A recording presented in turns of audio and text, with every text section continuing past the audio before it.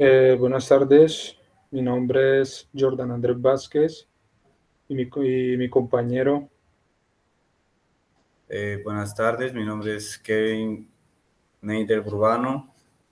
A continuación haremos una presentación de laboratorio sobre las mediciones de peso y volumen.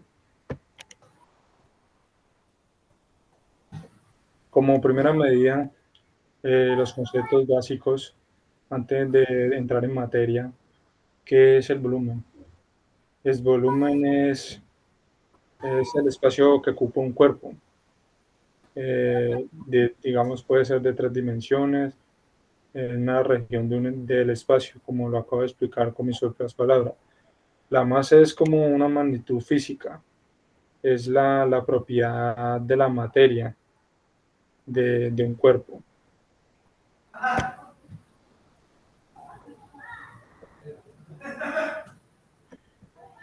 Contenido del informe. En la introducción, la química es una ciencia experimental que involucra mediciones. Estas pueden ser indirectas mediante máquinas, también que deben tener en cuenta la diferencia entre exactitud y precisión. Entonces, ¿qué sería exactitud? Exactitud es como la medida cercana, o sea, es la medida exacta de la que le están dando en la información de un procedimiento, o digamos en el ámbito deportivo, digamos la exactitud es como la medida aproximada y la precisión es como es la medida que es igual a que está establecida, en la que está marcada. Digamos, la medida es precisa en el blanco. Los objetivos: conocer y manejar correctamente los instrumentos utilizados para medir volúmenes y peso, aprender los conceptos de precisión, exactitud, error y cifras significativas. Antes de eso, cabe mencionar que nosotros tenemos que tener en cuenta, antes de entrar en materia, a utilizar y manejar los instrumentos de laboratorio y los procedimientos que se deben poner, los guantes y los implementos que debe llevar cada persona: guantes, batas, gafa, porque pues vamos a trabajar con elementos que a veces son un poco peligrosos, pues para nuestros ojos, digamos, para la parte de la boca, porque pues son elementos altamente contaminantes y tienen alta radiación y muchos contenidos que pues te pueden, digamos, generar malestar. Eh, a continuación les presentaremos lo que estamos hablando de las mediciones de peso y volumen, y ahora sí entraríamos en materia.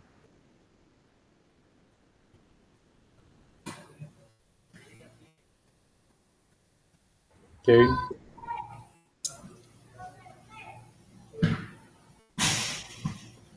Bueno, de lo que les hablo en lo siguiente, dice que en la guía mida el volumen de un tubo de ensayo y midan los dos volúmenes de agua que aparecen en la tabla. Este ya sería la guía que nos da el profesor en el laboratorio. Por aquí en la guía nos dice que son 18 mililitros en un tubo de ensayo. Mi compañero Kevin ya les va a continuar, eh, digamos, dando el conocimiento de qué fue lo que se hizo en la parte del laboratorio con este tipo de mediciones y cada uno de sus instrumentos.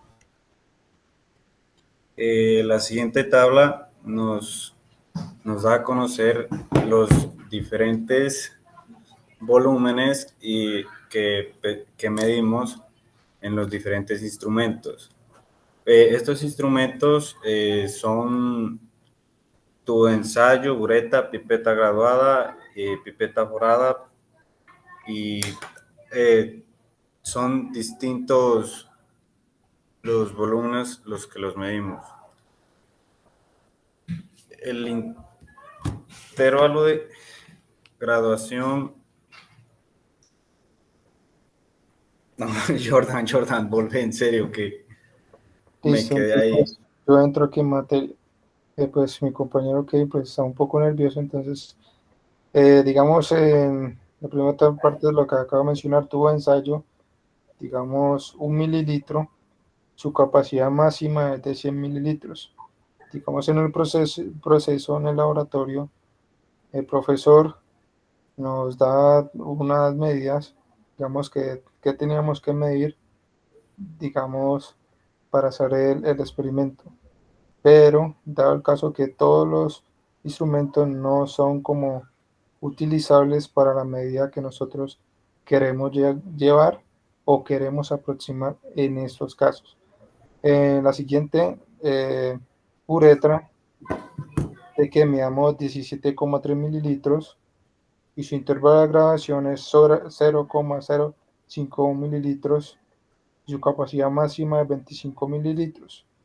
Como lo que acabo de mencionar, en la uretra, digamos, es diferente a tu ensayo, porque tu ensayo nos estaba pidiendo 18 mililitros y aquí ya nos está pidiendo con una escala de 0,3 mililitros, 17,3 mililitros, que serían tres, digamos, tres cifras, por decirlo así. Acá en la pipeta graduada, como ustedes pueden ver, también es diferente a la uretra, porque ya nos está dando otra medida, que nos está pidiendo otra medida que es de 2,5 y por lo tanto, digamos, esa medida no se puede hacer en la uretra porque ya en la uretra, como acabo de mencionar, son 17,3 mililitros y acá nos está pidiendo 2,5. Entonces, ¿qué haremos? Aquí esta pipeta graduada sí nos serviría porque es de 0,1 mililitros y su capacidad máxima es de 5 mililitros. Aquí ya vamos a la pipeta forada, la siguiente, nos piden 5 mililitros y su intervalo de graduación es 5 mililitros y su capacidad máxima es de 5 mililitros. O sea, su medida sería exacta. Aquí en la pipeta graduada 0,18, su intervalo de graduación ya cambió, creo, una cifra más, que es de la pipeta graduada, 0,18 pipeta graduada, y acá ya teníamos 0,01 mililitros, y mira que en la siguiente cambió, en la siguiente era 0,1 mililitros. Su capacidad máxima varió también, si es de 1 mililitro. 6,5 en la pipeta graduada, 0,1 mililitros. También en la pipeta graduada esta también se pudo medir con la misma pipeta, la misma medida. Mira, como pudimos ver en la 2,5 se midió con la pipeta graduada. Y acá en 6,5 también se midió en la pipeta graduada. ¿Listo? Entonces, lo siguiente es cuando hicimos como el experimento. Y en un experimento hicimos un volumen total de todo el líquido, en este caso el agua, que en total, cuando hicimos todas las mediciones, digamos, tuvo ensayo, uretra, pipeta, pipeta forada, pipeta graduada, entonces hicimos una sumatoria, ese es digamos, la suma experimental. Y ya aquí, en el volumen total, ese sí sería el volumen que nos da cada una de las medidas que están en la guía.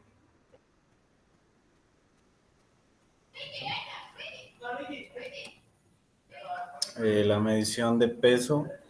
Para realizar este siguiente experimento, lo primero que hicimos fue observar las partes que tiene una balanza mecánica. También nos observamos que el peso máximo era de 5 libras con 2 onzas y el nivel de sensibilidad era de 0,01. La balanza, esta balanza tiene tres como decirle, como 3 pesos, en el cual debíamos pesar un vidrio reloj. Y colocamos el vidrio reloj y una cantidad específica de arena que nos dio el profesor. Lo pesamos en la siguiente tabla. Miramos que los distintos tipos de peso los pesamos 3 veces y luego de eso lo volvimos y lo pesamos en la balanza electrónica.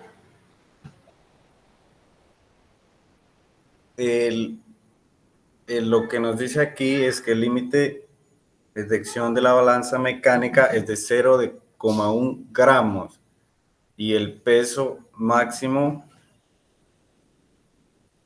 y de la electrónica, perdón, es de 0,01 gramos. El peso máximo que se puede detectar con la balanza mecánica son 5 libras con 2 onzas y en la electrónica es 1020 gramos. En este pesamos el vidrio reloj con la arena, el cual nos dio unos datos, y en la electrónica también nos dio otros datos. En la balanza mecánica nos da los datos con 3 cifras significativas y en la electrónica con 4 cifras significativas. Lo que eso quiere decir que la balanza electrónica es más asertiva, por decirlo así. Cabe mencionar lo que acaba de mencionar el compañero, que en la balanza electrónica da una medida más exacta, una sola medida. Pero en la mecánica, pues ya, digamos, digamos, la escala tiene como 3 escalas, entonces cada persona, digamos, va moviendo las escalas, entonces podría variar un poco debido a esto.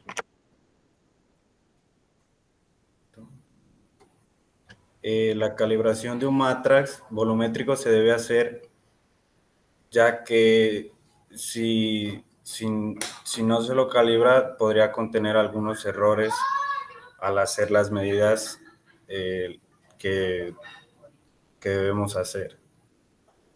Para hacer esto, aquí como ven la siguiente tabla, lo pesamos 3 veces, el matraz vacío.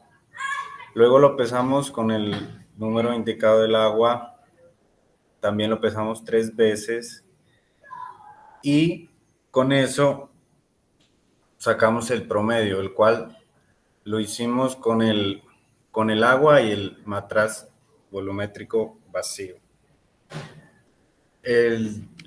Cuando hicimos esto, hicimos los cálculos y nos dimos cuenta que el peso del agua correspondía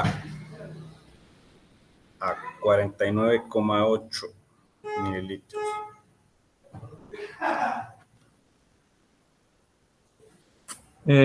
Antes de que se me olvidó mencionar que es menisco cóncavo y menisco convexo. El menisco cóncavo se origina, digamos, de las fuerzas de acción entre un líquido y las paredes del recipiente. ¿Qué quiere decir? El menisco tiene concavidad. Cuando es cóncavo quiere decir que, digamos, el líquido sí podría sobrepasar, digamos, las paredes donde se mide en el instrumento. Y la convexa del menisco surge cuando las fuerzas de cohesión son mayores que la adhesión. ¿Qué quiere decir? Que las paredes, digamos, del instrumento, la medición, digamos, el líquido no puede pasar de esa medición, tiene que estar por debajo o en la línea. Claro, el otro punto muy importante que no lo mencionamos al principio, digamos, para hacer una medición, se debe tener en cuenta que tiene que estar a la altura de los ojos y en una medida, digamos, recta, en una parte recta, porque pues a veces, digamos, podemos colocar el instrumento o sea, mal posicionado, entonces nos puede dar una medida que no tiene nada que ver con lo que se está implementando, se está pidiendo. Listo.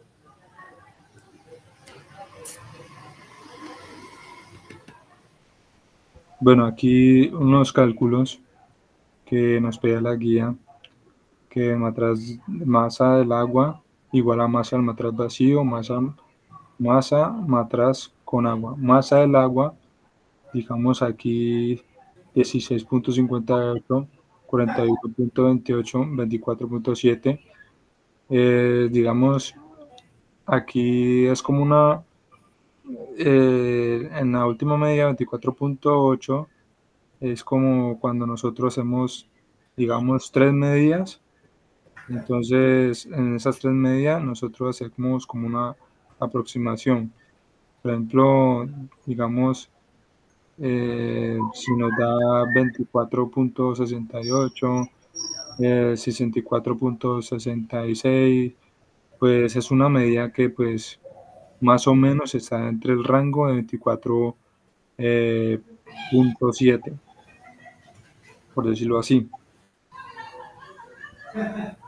¿Listo? Explique las posibles causas de error en la calibración de un matraz volumétrico. Un error puede ser humano. Digamos, en la lectura de la medición, uno le acabo de mencionar que por el mal manejo del instrumento, digamos, lo podemos colocar de una manera incorrecta hacia un lado, digamos, una manera que no está a la altura de nuestros ojos. Entonces, digamos, mi compañero puede tomar una medida o colocarlo de una mal manera y yo puedo colocarlo de la manera que es correcta, o sea, de forma recta ante mis ojos, y me puede dar la medida que me están pidiendo. Como pueden ver, en algunos factores pueden generar que tome una mala medida o aproximada de la medida. El segundo error también puede ser la temperatura, ya que dilata al matraz o provoca un error. Digamos, la temperatura puede variar un poco, pues tal vez no bruscamente, en el instante puede subir, digamos, 2 escalas, podemos estar en 22 grados y podría subir más o menos que 24 grados, podría ser. Listo. Aquí les presentamos la bibliografía, algunas de referencias que ponen ahí. ¿Por qué no se debe medir volúmenes con vasos de precipitados y en las Meyers? Mi compañero ya les va a explicar por qué no se debe medir.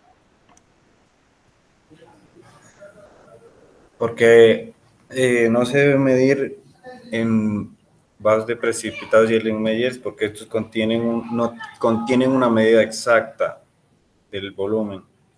Este contiene un gran error al nosotros mirar la medida y no es muy precisa.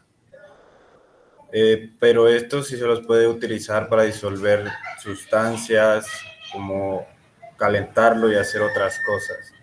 Y para medir volúmenes más exactos o exactos, para decirlo así, se utiliza otros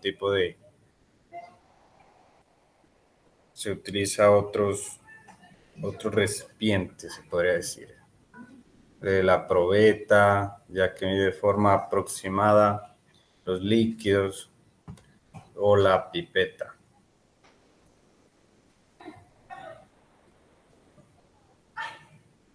Para medir la densidad de un sólido irregular, lo hacemos aplicando el principio de Arquímedes, porque no lo podemos calcular el volumen de forma directa,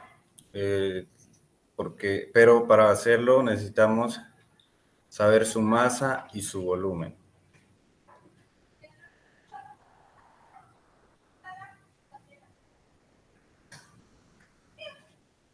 En la práctica usamos el agua para medir volumen del matraz. ¿Se podría utilizar cualquier otro líquido para este proceso? Sí se puede utilizar otro líquido, pero depende del factor de la densidad que tome un líquido. Ya estas son las bibliografías y les vamos a presentar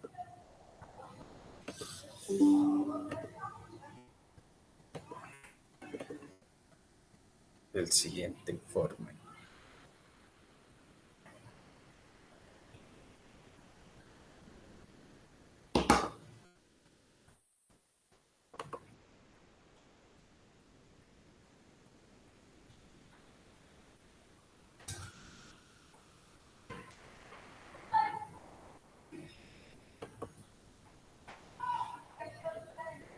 Bueno, ya acabamos el informe que era el de emisión de peso y volumen. Ahora vamos con el segundo informe, que sería la separación de mezclas. La separación de mezcla. Una mezcla puede ser un sistema de aspecto más o menos homogéneo en el que están presentes las partículas o varias sustancias. Las sustancias que hacen parte de una mezcla reciben el nombre de componentes o conservantes. Las propiedades químicas las componen de una mezcla pueden ser separados de nuevo mediante ciertos procedimientos que no involucran cambios o reacciones químicas. ¿Qué quiere decir con esto? Ya el cambio digamos, el cambio y las reacciones químicas es por, digamos, si le echamos un líquido, digamos en este caso el agua y el aceite, por decirlo así, o sea, a veces pueden causar cambios o no pueden causar cambio, o en este caso no pueden causar, digamos, reacciones químicas. Como acabo de mencionar, de estos ciertos procedimientos que no involucran cambio y reacciones químicas, quiere decir que se mantienen en su estado en general, que no hay como una combinación o una reacción como tal.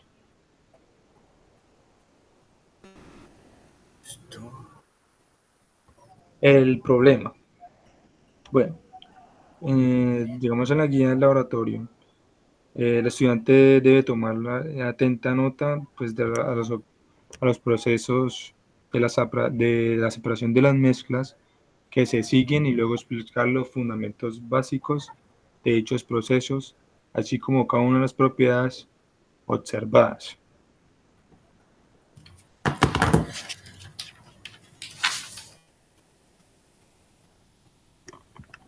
Listo. Aquí mi compañero Kevin pues les va a mencionar de lo que se hizo en el laboratorio de química con la separación de mezclas.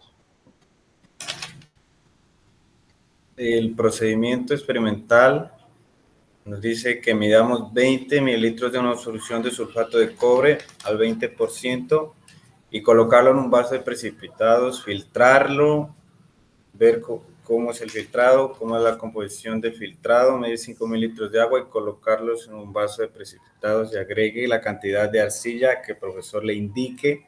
Agita hasta que el aspecto de la mezcla sea más o menos homogéneo. Colocarlo en un papel de...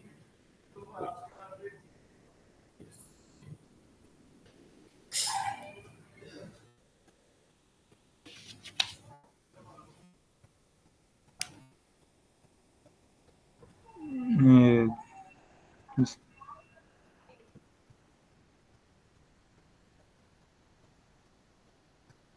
¿Qué es eso?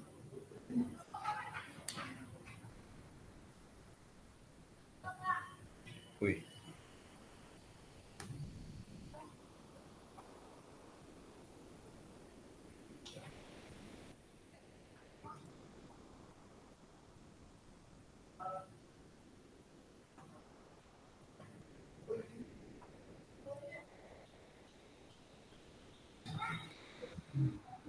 ¿Sucedió algo? Eh, Ya. ¿Puedes explicar esta? Listo. Voy a explicar entonces porque pues, mi compañero tuvo un inconveniente cuando estaba explicando la parte primera que es el experimento. Ejemplos son la decantación, del experimento, entre el cual se puede separar un componente líquido, un sólido, poco soluble, la filtración, centrifugación, la evaporación, la destilación, este tipo de mezcla de pureza con el cual se quieren recuperar los componentes y los determina el método más indicado. Digamos, aquí nos está dando otro ejemplo, si quiero tener agua o menos agua pura, una muestra de agua de mar, el procedimiento que se debe utilizar es la destilación, centrifugación, la evaporación y la destilación, que nos puede dar otro tipo de diferentes muestras, por decirlo así. El tipo de mezcla de pureza con el cual quisieran recuperar los componentes son los que determinan el método más indicado. Por ejemplo, si se quiere recuperar u obtener sal de muestra de agua de mar, el método más adecuado es la evaporación. Por si se quiere obtener agua o menos agua pura a partir de una muestra de agua de mar, el procedimiento se debe utilizar es la destilación, como lo acabo de mencionar, que sería en la parte de agua del mar. Aquí en la imagen, pues es la parte que les acabo de explicar, ya sería esta parte de la evaporación. Aquí hay como una pequeña, digamos, al lado, digamos, de abajo del instrumento, hay una pequeña llavecita que nos genera calor, y evaporación, digamos, es cuando el agua ya llega a su punto máximo de calor y ya suelta como una especie de, por decirlo, humo. El agua se evapora o se hierve en este caso, y ya por último tendríamos, o sea, la parte seca, la parte donde evapora, que sería ya la parte de una muestra de sal. Aquí lo pueden ver en la flechita que está al lado derecho, que ya nos muestra cómo quedaría en la parte. ¿Listo? Ok.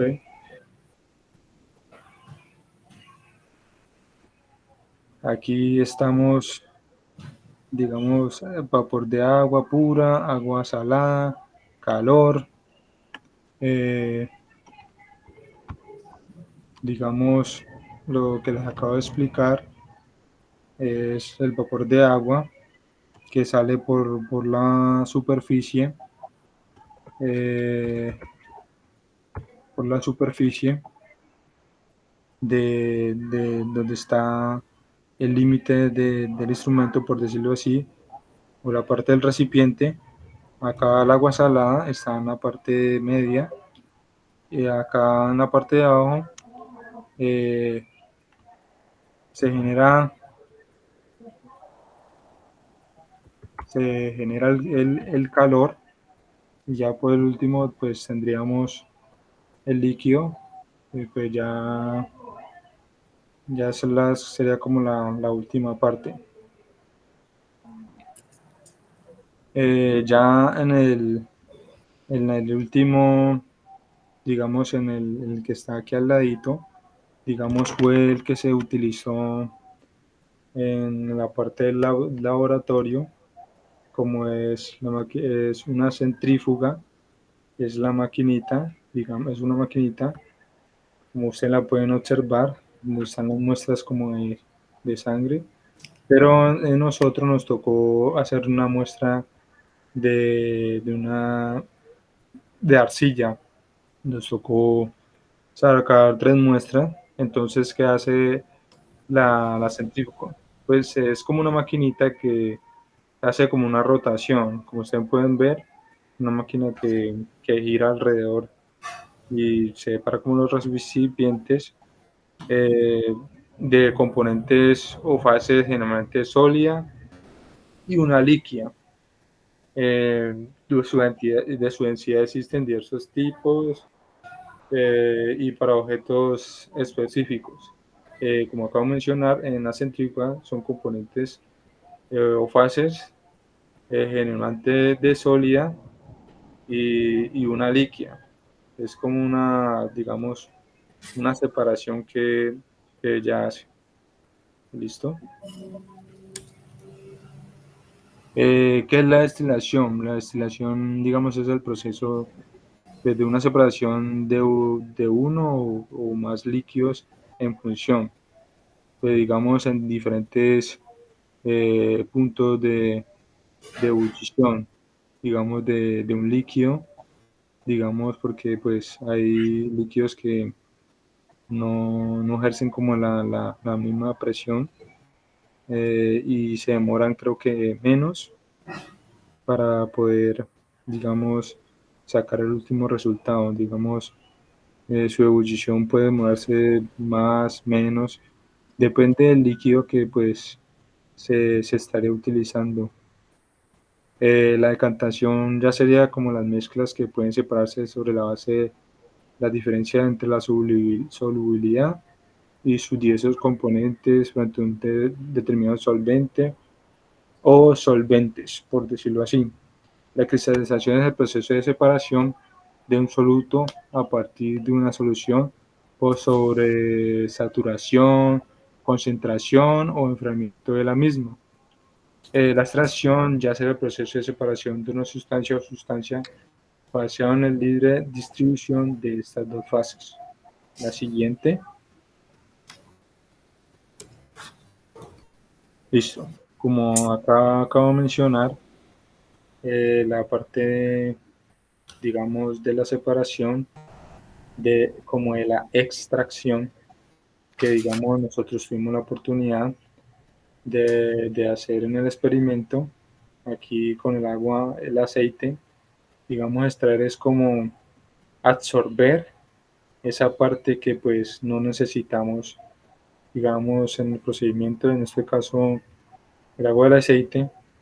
Aquí hay como una llavecita, o en este caso llama a la mariposa.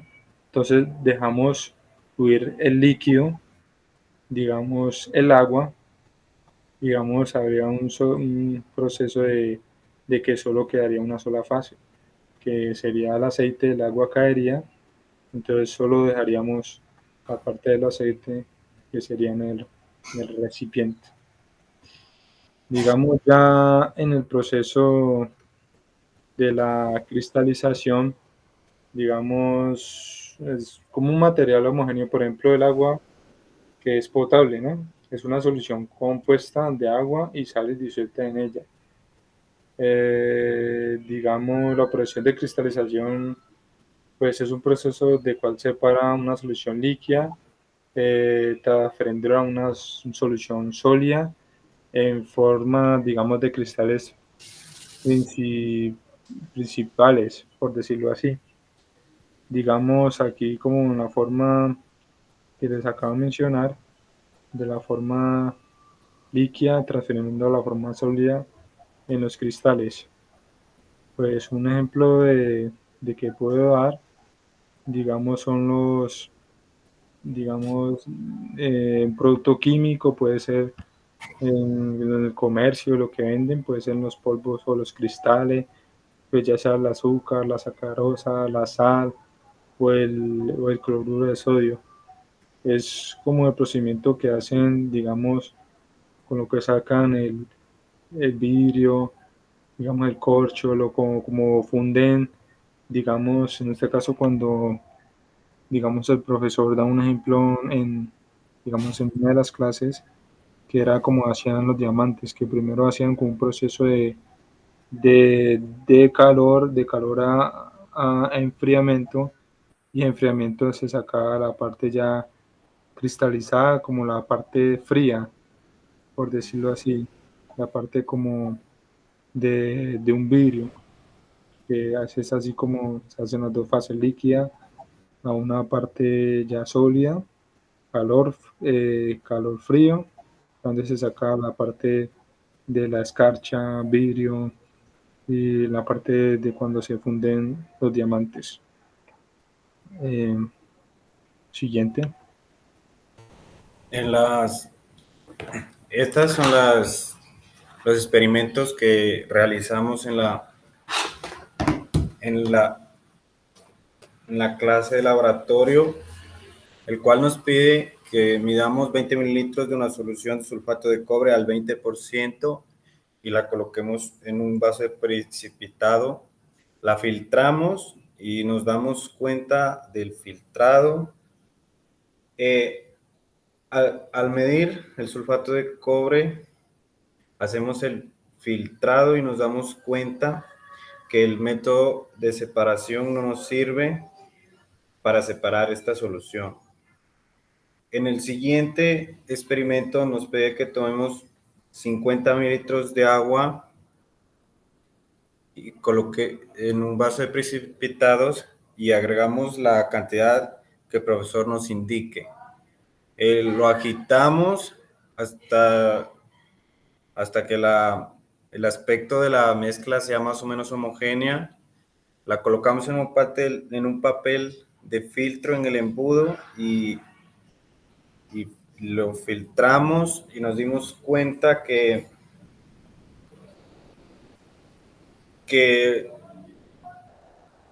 no se mezclan del todo, o sea, la mezcla queda como un poco turbia, pero al mirarlos nos damos cuenta que varias partículas de esta arcilla caen al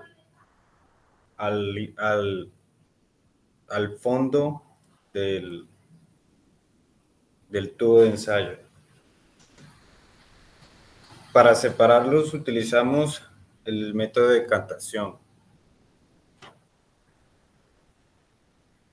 Para el siguiente punto. Listo. Pues lo que acaba de mencionar para el compañero, pues que la arcilla se filtraba, digamos, con el papelito que le echamos, digamos, era como para hacer una separación de partículas sólidas de un líquido, que pues se utiliza un material, digamos, llamado filtro. O sea, filtro, digamos, filtrar es como la técnica que consiste que en ver la mezcla sólido-líquido sobre un filtro que permita el paso del líquido, pero que retenga las partículas sólidas. O sea, las partículas, digamos, puede ser barro o piedritas que, pues, que interrumpan como el paso, digamos, lo sucio, y que solo quede como la parte líquida de la arcilla, o sea, la parte limpia. Para el siguiente experimento tomamos una mezcla de agua y arcilla. Al observarla nos damos cuenta que el agua está turbia y si la dejamos quieta por un momento, una parte de la arcilla cae al fondo. Utilizamos el método de filtración, o sea, lo que dijo el compañero anteriormente, para separar una parte de la mezcla, pero al mirarla nos damos cuenta que el agua aún está turbia, pero ya no contiene las partículas de arena que aparecían en el principio. Para el siguiente experimento tomamos 3 mililitros de una solución homogénea de cloruro de sodio al 2%, lo llevamos a un horno a 105 grados a un determinado tiempo y al sacarlo del horno notamos que el agua se vaporizó y solo quedó el cloruro de sodio.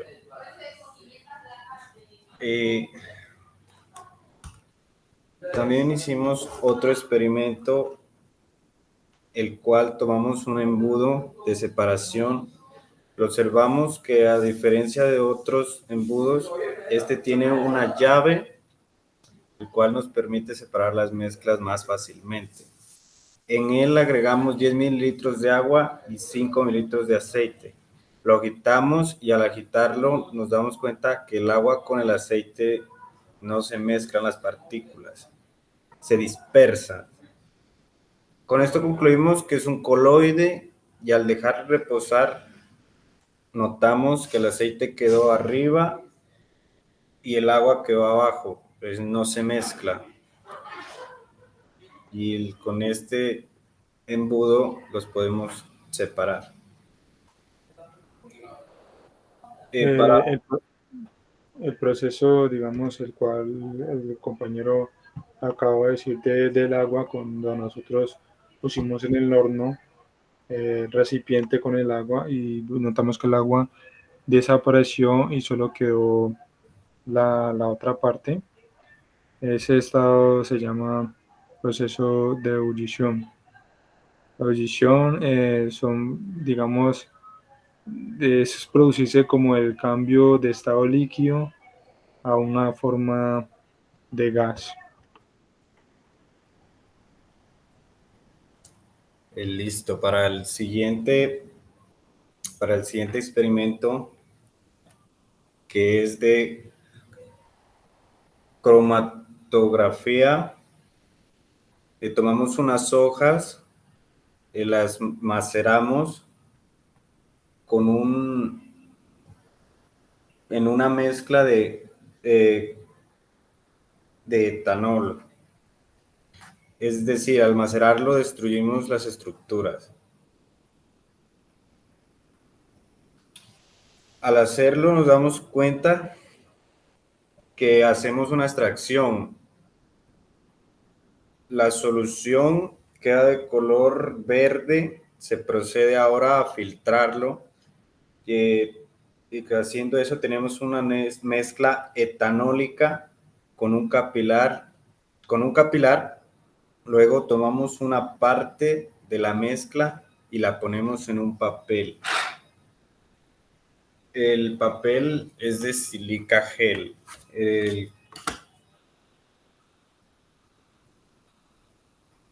Luego observamos cómo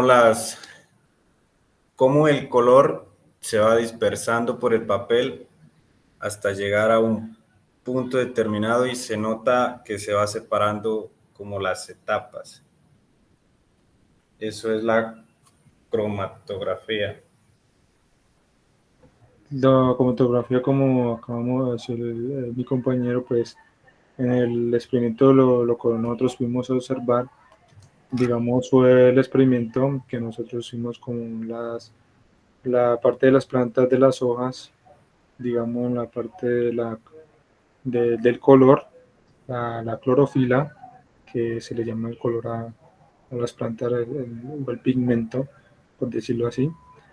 Digamos, es el líquido, pues hasta hay una determinada parte, como una línea, donde, digamos, el líquido corre y pues dando determinados colores a medida que pues digamos el agua digamos tiene una conexión con el papel del filtrado, entonces ya se va observando como la parte, digamos, de los colores.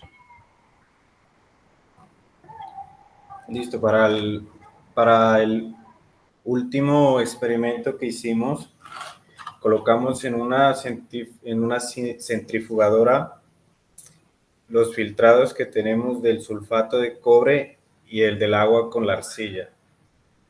Lo ponemos a 1500 revoluciones, lo dejamos por un determinado tiempo. Al sacar las mezclas de la centrifugadora, concluimos que en una solución homogénea no le ocurre nada. Por lo tanto, este método no nos sirve. La solución homogénea en este caso sería la del sulfato de cobre y el agua. En el caso de la arcilla con el agua, notamos un pequeño cambio porque se sedimentó un poco y se fue al fondo, pero aún el agua seguía turbia. Esos serían los experimentos que realizamos en esta clase. Y esta es la bibliografía. ¿Listo? Referencias. Digamos, también pues quise agregar, ya por último, para cerrar aquí el segundo laboratorio, el segundo experimento, digamos, lo que acaba de mencionar el compañero, digamos, cuando nosotros colocamos la arcilla, digamos, en la centrífuga junto con el agua, digamos, el agua seguía turbia, pero digamos, algunas partículas, o sea, había bastante arcilla, pero digamos, algunas partículas sí digamos, se disolvían fácilmente, pero digamos, seguía turbia, digamos, se disolvía más, digamos, la arcilla, pero igualmente quedan partículas en ella que flotan, digamos, dentro del agua, ya sea en la superficie o alrededor del recipiente. Listo.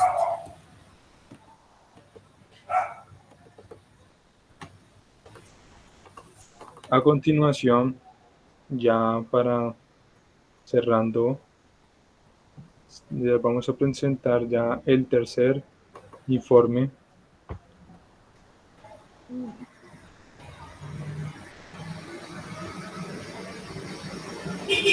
El informe se llama solubilidad. La introducción. Como el contenido del informe, una solución saturada se forma al adicionar soluto en el solvente hasta el punto de que no se pueda aceptar más soluto, puesto que el solvente por el momento no la puede disolver. ¿Qué quiere decir con esto? Pues con mis propias palabras, que el momento el solvente no la puede disolver. Digamos que queda en un estado, digamos, puro o un estado en el que se encuentra, digamos, la parte de los líquidos. Objetivo: observar la disolución de algunas sustancias en una serie de disolventes con diferencia de la polaridad. Explicar la función en enlace químico, cómo se efectúa la disolución o no de una sustancia en diferentes disolventes.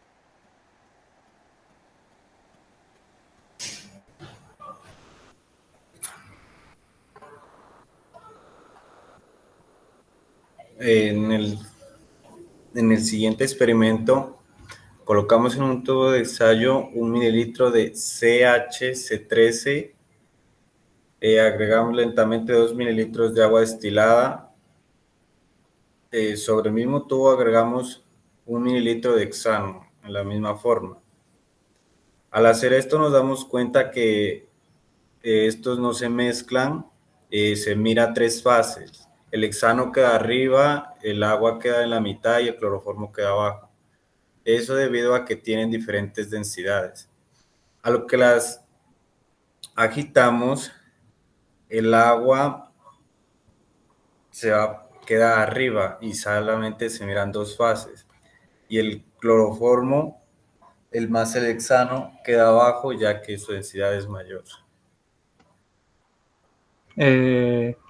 Antes de continuar, pues digamos en este experimento que era solubilidad y como término o concepto, la solubilidad es la capacidad de una sustancia o digamos un cuerpo que se puede disolver o mezclarse en un líquido.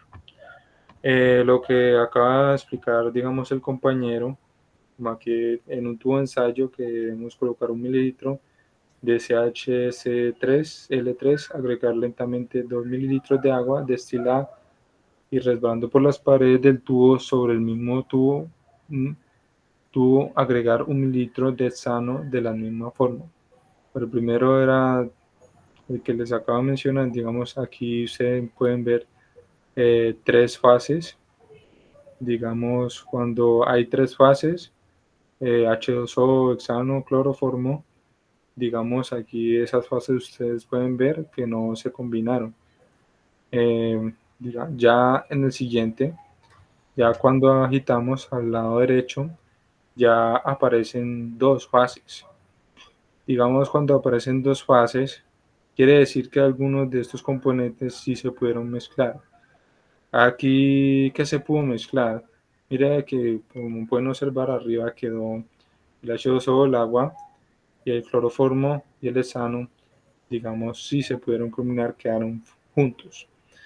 ¿Qué pasa? Cuando, digamos, estos se mezclan, quiere decir que es miscible. Miscible quiere decir que son sustancias que se pueden mezclar. Aquí por eso podemos observar las dos fases. Y miscible ya sería la, digamos, la de tres fases que quedó igual y ya la, digamos, no se pueden mezclar, que sería ya lo contrario. Siguiente.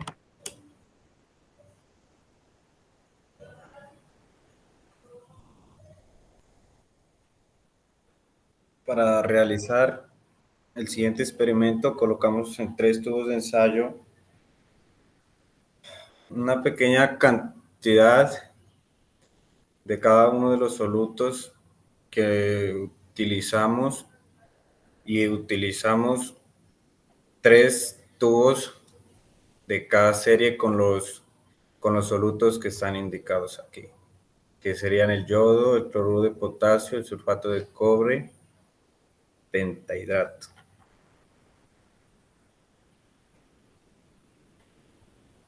Al hacer esto nos quedan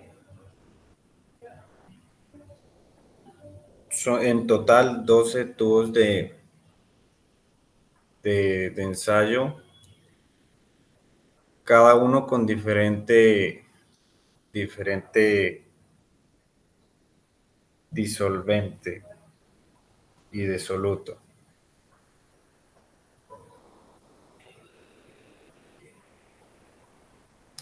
Listo.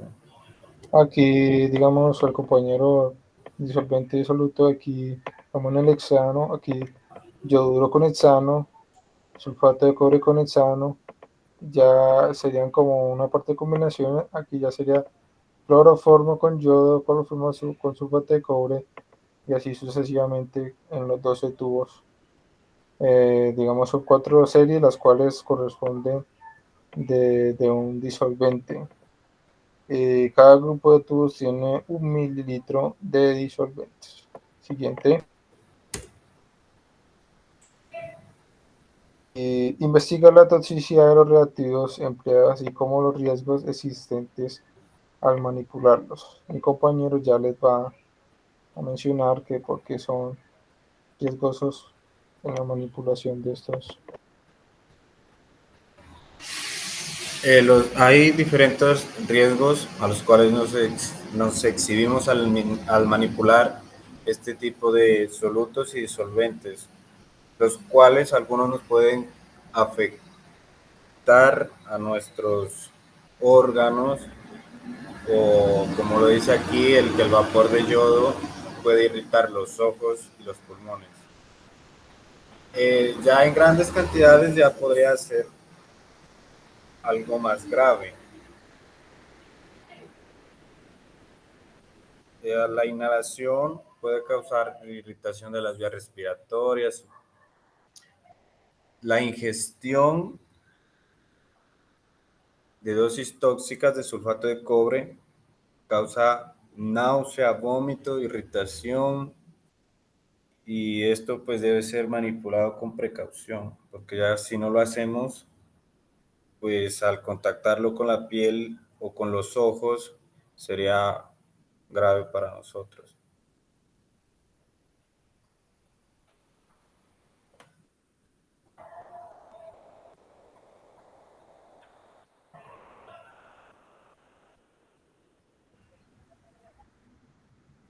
Cuestiones de preguntas en cuanto al experimento. ¿Cómo se puede predecir si una molécula es polar o no? Pues una molécula polar hay separación entre cargas positivas y cargas negativas.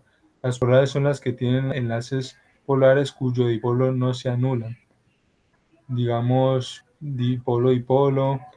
Las moléculas polares son aquellas moléculas que se producen por la unión de átomos que poseen igual electronegatividad, porque las fuerzas de las que los átomos que conforman la molécula atraen electrones de enlaces que son iguales.